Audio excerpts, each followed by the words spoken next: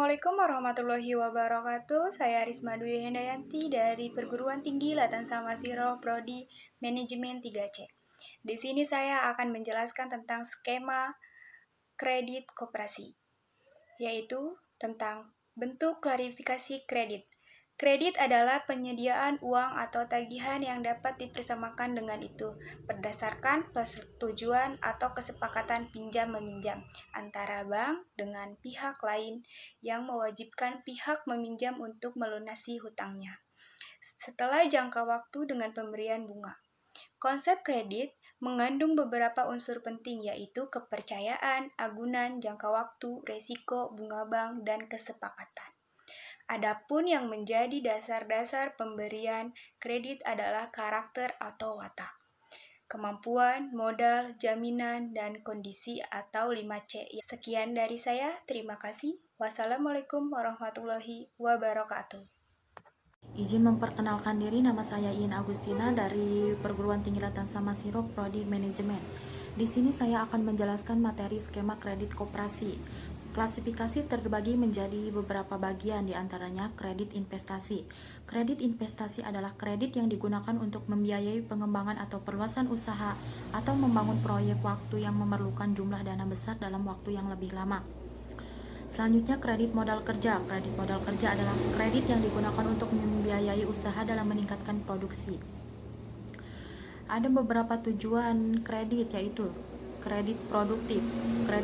Kredit produktif adalah kredit yang bertujuan untuk meningkatkan kegiatan usaha atau produksi suatu perusahaan sehingga menghasilkan barang dan jasa dalam jumlah terbesar. Kredit konsumtif.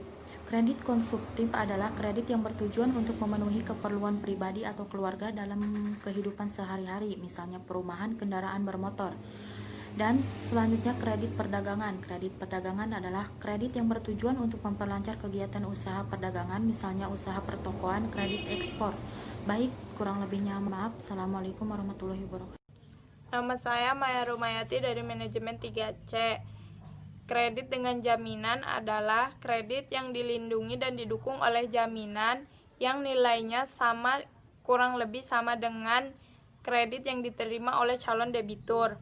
Yang kedua, kredit tanpa jaminan adalah kredit yang tidak didukung dan dilindungi oleh jaminan barang atau orang, hanya berdasarkan kejujuran saja. Jangka waktunya yang pertama, kredit jangka pendek, yaitu pelunasannya kurang lebih dari 1 tahun. Contohnya untuk modal kerja.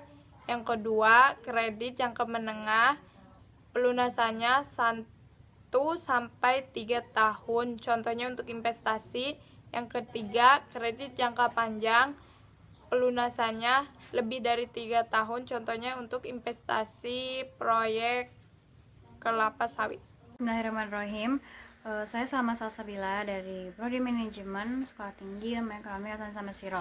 Di sini saya akan menjelaskan tentang peranan koperasi bagi anggota dalam hal pemberian kredit. Koperasi di sini memiliki peranan dalam memberikan pinjaman bagi para anggotanya. Itu yang pertama, pinjamannya tanpa bunga dan dapat diangsur.